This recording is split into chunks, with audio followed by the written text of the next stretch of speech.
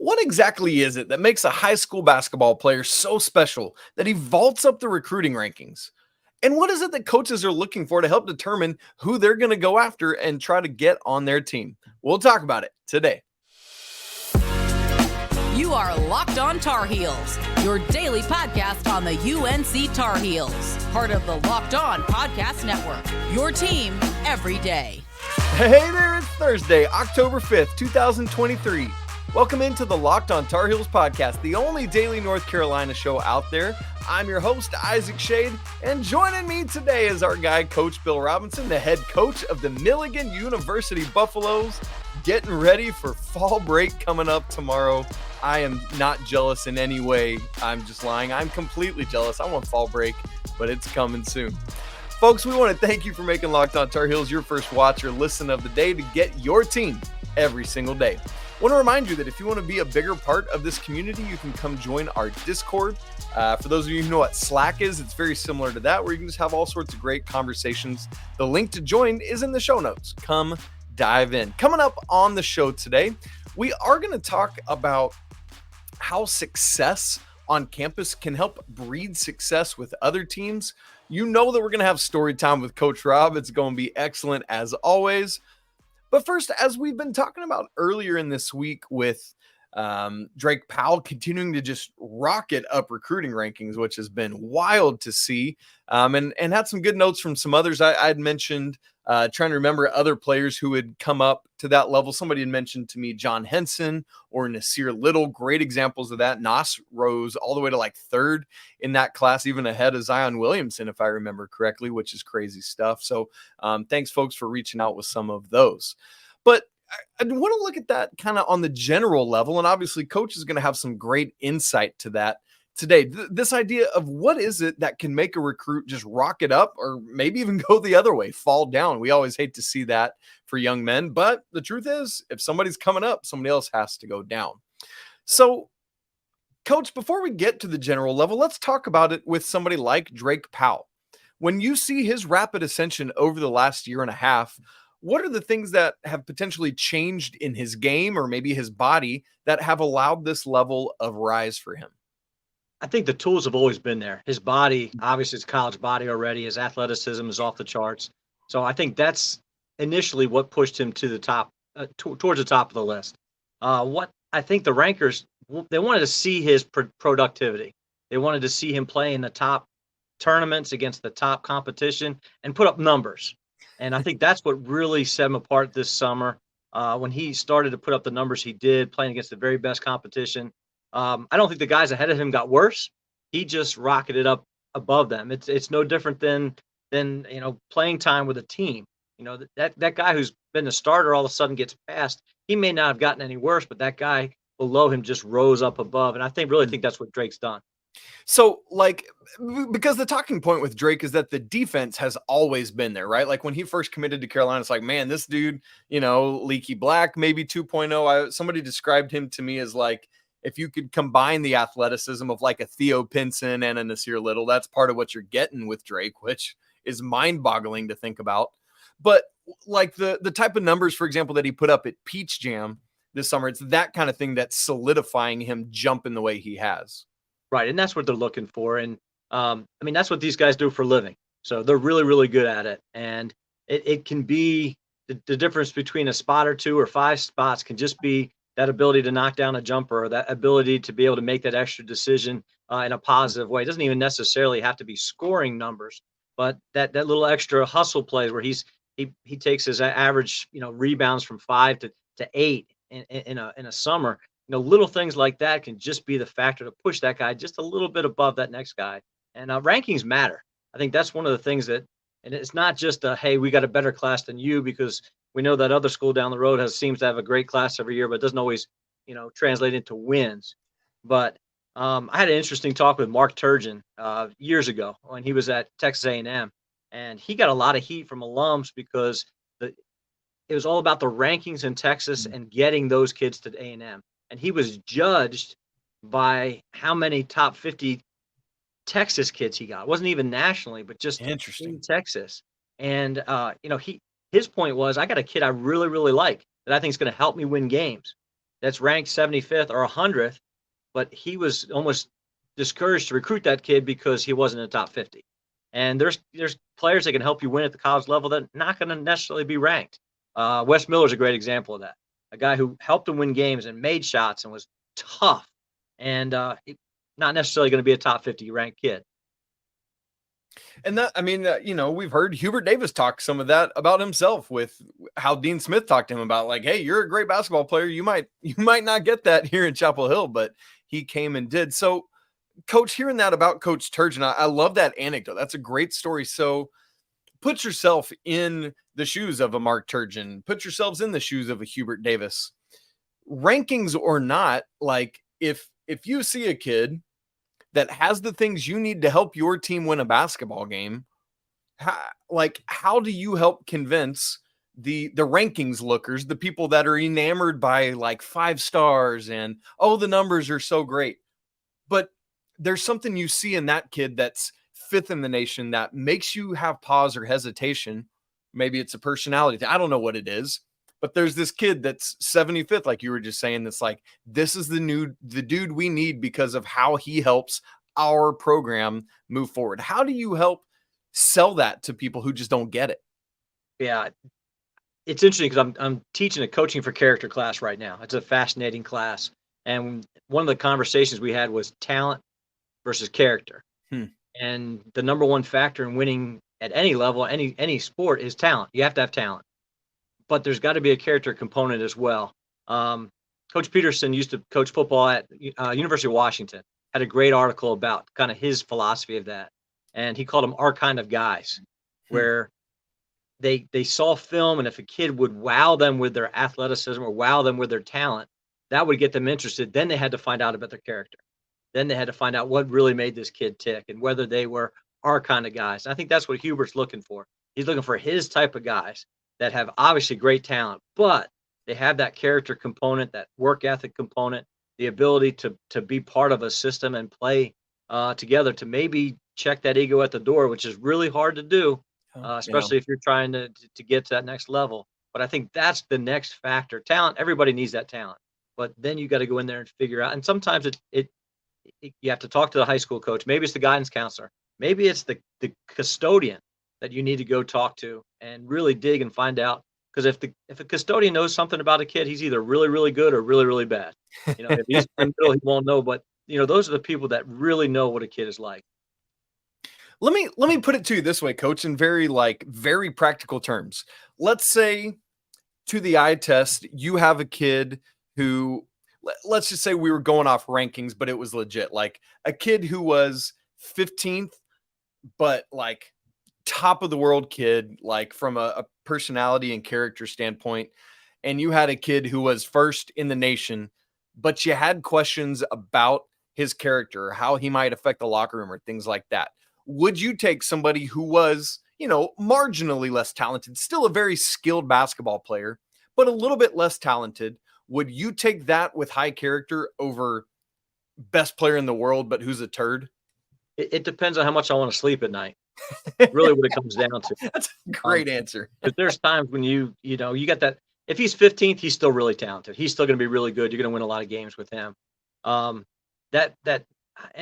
we've all done it. We've all taken a kid, that maybe doesn't quite fit our system, but we need that talent or we need that edge. Sometimes just an edge. Sometimes it's just an attitude, that winning attitude. And we need that little edge to kind of put our team over the top. But I would much rather have that kid as 15th. Probably not the kid that's 100th, if that makes sense. He could be a great kid. There's a scale. You got to balance. Yeah. Balance there. But yeah, got to be wowed like Washington football. You got to be wowed by the talent first. And then, hopefully you have a kid that you can obviously mentor and mold, but also allow you to sleep at night. And I really like you making that distinction between bad character and that edge to win. Like I think about somebody like Cormac Ryan this year. It's not that it's not a bad person, but he's just got that edge where he's going to push guys. He's going to annoy the other team, but he's the kind of guy you want on your team. And I think that's a critical, nuanced difference that you're making there. Yeah, he's a New York kid, so he's going to talk. And if he hits he hits one, he's going to not say anything. He hits the second one, he may chirp a little bit. He hits the third one, he's going to be running. And that's what feeds a lot of guys. We've got a guy like that right now. When he makes a couple shots, he just starts, and he apologized to me the other day. He said, well, Coach, I know you might not want me to do that. I said, if it feeds you and makes you play better, then I'm not going to stop you as long as it doesn't go over an edge, especially we're not trying to be Pat Beverly here. Like exactly. Especially when it's his own teammates, we don't want to fight in practice, but if some guys just are fed by that. I remember Bobby Hurley talking about, he played too hard to talk. He just was always at it. But that is not what fed him. Everything fed him was internally. But you need somebody like Cormac Ryan who can bring that little bit of an edge, and it's confidence, it's swagger. And not everybody's got that swagger, but when you do, and when you can back it up, that's the other thing. You got to be able to. Yep. Whoo, that's fun stuff. I love this kind of conversation, Coach. Thanks for letting us in on just a little bit about what coaches are looking at and thinking about with it. Now, North Carolina is having wild success across all sorts of sports this fall, as always, and as expected. But one of the things I'm curious about is if that has any effect on the other athletic teams on campus and how that success can breed other success. I want to talk with Coach more about that, and we'll do it in just a second. But first, this episode of Locked On Tar Heels is brought to you by eBay Motors. Passion, drive, and patience. What brings home the winning trophy is also what keeps your ride or die alive.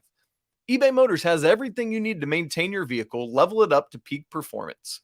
From superchargers to roof racks, exhaust kits, and LED headlights, whether you're into speed, power, or style, eBay Motors has got you covered. With over 122 million parts for your number one vehicle, you'll always find exactly what you're looking for. And with eBay Guaranteed Fit, your part is guaranteed to fit your ride every time or your money back. Because with eBay Motors, you're burning rubber, not cash. With all the parts you need at the prices you want, it's easy to turn your car into the MVP and bring home that win. Keep your ride or die alive at ebaymotors.com. Eligible items only. Exclusions apply. eBay Guaranteed Fit only available to U.S. customers. All right, folks, want to remind you, coming up on Friday is Locked On College Football Kickoff Live. Times are adjusting. It's going to be 11 a.m. till noon Eastern time now, live on every Locked On College channel's YouTube page. Make sure to come check it out and get ready for this weekend of college football. All right, Coach. It feels like every year North Carolina is having all sorts of phenomenal success on campus in every sports season, fall, winter, and spring. I mean, that women's tennis team was an absolute juggernaut last season, and it's going on again this year. Let me just give you some of the numbers, both to you, Coach, and to everyone listening and watching, because it's mind-boggling and staggering. And then I just want to hear your thoughts on, hey, if our soccer team's playing well, it's rubbing off on our basketball team, or maybe it's not. I just would love to hear that. So right now, as of the time of this recording, if we combined all of the Carolina fall sports teams, football, 4-0 overall, 1-0 in the ACC. Field hockey, 8-1 overall, 2-0 in the ACC. Men's soccer, 5-0-4, lots of ties, 1-0-3 in the ACC. Women's soccer, 8-0-4, 3-0-1 in the ACC. And then the only team struggling just a little bit is volleyball. They're 7-6 and 1-3 in the ACC. So, Coach, if we combined all of that, North Carolina's fall teams are 32-7-8, and then in the ACC play 8-3-4. And then if you'll allow me to just take out the volleyball record and look at the others, the other teams are 24-3-8. That's ridiculous. And in ACC play 7-0-4. Outside of volleyball, there are no ACC losses right now. Coach, that's absolutely astounding. Let's look at national rankings.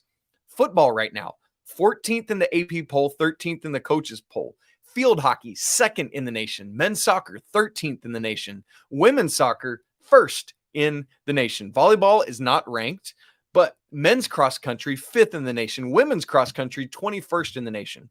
So of the 1, 2, 3, 4, 5, 6, 7 fall sports teams, 6 of them are currently ranked in the nation, 3 of which are in the top 5. Coach, this is absolutely insane to think about. But what I want to ask you is, does that rub off on the other teams? Let's take football, for example. We often see the basketball team at the football games cheering on the other guys. There was that picture recently of Bo May being the last guy there with Armando and RJ being there at the football games, seeing what Drake May and those guys are doing. Does that feed into them at all? Oh, it definitely does. And we talk about culture as a program, but when you talk about culture as an athletic program, not just a team, it definitely success breeds success. So it doesn't really, if you put Carolina on your chest, it just changes you. There's just an expectation that you are to win, and it doesn't really matter what sport it is. I've always said, the Clemsons had that long run where they couldn't beat Carolina at home. Just looking at Carolina chest, that was worth how many points? 6, 8, 10 points, just because that Carolina or UNC is on their chest. So as a young coach, it was, if your team's struggling, you want other teams to struggle so you don't look bad. And that's a really immature way of looking at things. As I matured as a coach, I know my program is better if baseball's better. So when we hired a baseball coach here, I told him my job is to make you better at whatever I can do to help you win games. That's what I want to be able to do, because that helps my program. When cross country wins national championships like they've done here, that helps my program. It gets us attention. So it has to take a mature look at that and say, hey, this is it's about us. It's not about just me or my program. Just like we do with the team, we're not asking our guys to look at it individually. We want them to look as a whole. Our guys look at the programs as a whole, and find some success helps us as well. Yeah, because I guess I hadn't thought about that side of it, but there is this way in which there could be envy or jealousy. I mean, you sit back and look at Anson Dorrance and everything he's done with the women's soccer team, and Coach, I think you're right. Like, I would feel completely inferior to that. But when Coach Dorrance is willing and able to come alongside, like Coach Matson, who's brand new coaching the field hockey team right off of her stellar career as a player, like, if he's willing to come alongside her and say, hey, listen, don't be intimidated by me. Don't feel inferior because of my success. Let me help pour into you. I mean, what does that do for a young coach? Yeah, I got to meet Coach Dorrance at Eric Montross camp one year. He came and spoke to the dads, and I got a chance to talk to him afterwards. He is the most humble, nicest guy. And if I had been a new coach like that, taking over a field hockey team, even though all the success, the first thing I would have done as coaches went to spend some time with him. Hey, can I take you out to lunch? Give me some help with this whole thing. How can I attack this whole thing? And what do I need to do? And you need a mentor. You need somebody who can sit there, and somebody who's been there and done that, who can help you as a young coach be able to get through some of those pitfalls and mountains that you've got to go through to be able to get to the point where you're successful. I know in Coach Williams, his situation when he was still coaching, I'd met with Joe Holliday to talk about the book, and we were sitting down in the spring, and he said, Coach Williams gives to every spring sport. And I said, what? He says, he gives money, big money. And he doesn't really want anybody to know that, but I think now we can kind of let it out of the bag a little bit. But right. I mean, it's not just going to the games, but he went to every spring sport. I mean, I'm talking about golf and tennis and things that just don't get a whole lot of attention because of, it's just hard to go watch golf. There's not stands. It's just different.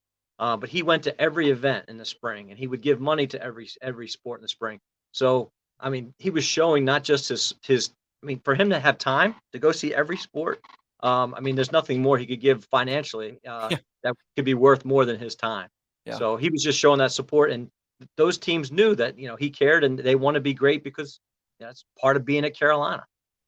Man, that's so good that success breeding success can just take the shape of presence or you giving of your time. And I think that's critically important. I can't imagine being, I know, like, if I'm in the tee, I'm not a golfer at all. I've played some mini golf in my day, but Coach, my baseball swing would have gotten all screwed up. I couldn't be playing golf. But if I'm in the tee box and I look over in the gallery and Coach Williams is sitting there, or I know he's at Boshemer a lot. If I step into the batter's box and I look up and there's Roy Williams, like, that does something for you as an athlete. Like, for some people, it might make them try too hard, but I just think there is that, like, oh, this is Carolina. This is what we do and who we are. So I love all that conversation. Coach, any other thoughts on that, on maybe the athlete perspective on how their relationships of, like, hey, we're killing it, you need to step up, like, anything else on that side of it?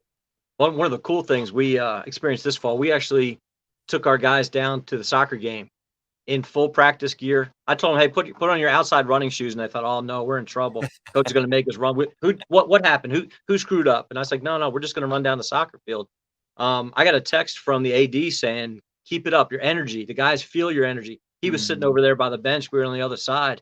and they feel it, and they know when we're there. And the baseball team has supported us greatly over the years, and they sit behind the opposing team's bench and are allowed, and it makes a difference. It makes a difference when people are there supporting you, and when there's so many athletes on campus as it is here, to see teammates, to see support for other programs, it just means so much.